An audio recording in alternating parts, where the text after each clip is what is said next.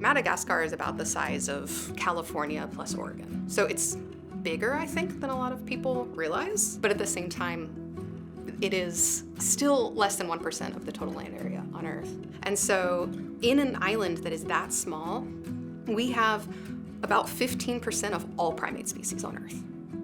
It's really amazing.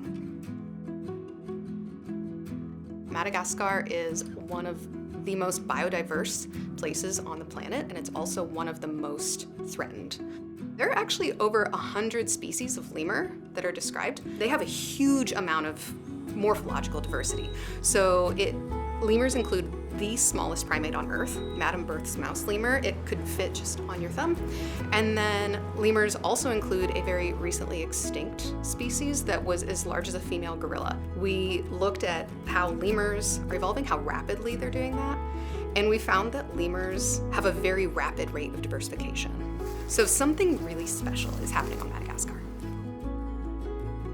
Our study found that lemurs diversify much faster than their relatives that live on continental Africa and Asia. So the rate of diversification is about 4 times higher in lemurs compared to those groups. But then when we look specifically at these 3 groups of lemurs that have a lot of hybridization, we're seeing that these groups that hybridize a lot also diversify very, very quickly, and that diversification has really taken off in the last 5 million years. The reason that this project had to be extremely collaborative, it had 20 co-authors, was because it's hard to get samples from lemurs.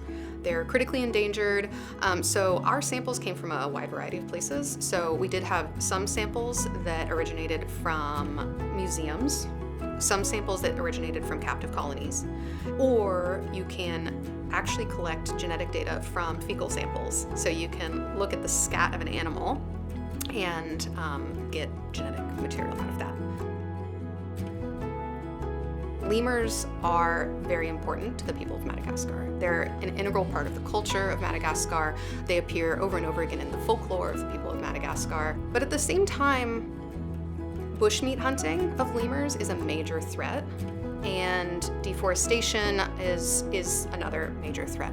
So there are some estimates that up to 80% of the original forests of Madagascar are gone, and that's primarily where the lemurs live.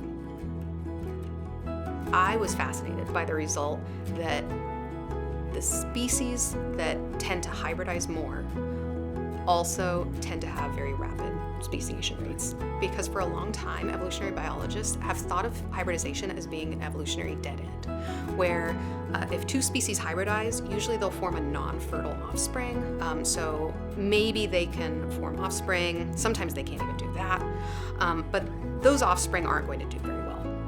But in the case of lemurs, it seems like hybridization is actually helping them. So we want to know specifically what is happening to the genetics of the species that hybridize, because it seems like hybridization is giving these species a leg up in terms of conservation.